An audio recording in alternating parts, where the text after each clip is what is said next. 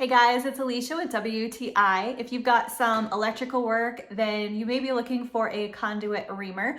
This is the Klein Tools 19352 Conduit Reamer. So this is for manual use and not with power tools. So this is great because you can pop this onto a round or a square shank screwdriver up to 3/8 of an inch.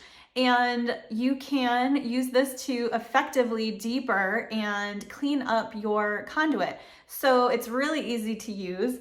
It doesn't take a whole lot of force. You are able to put in these little conduit reaming blades here, and then you just basically put this onto your screwdriver. There's a couple of hex screws to keep it into place, and then you're ready to go.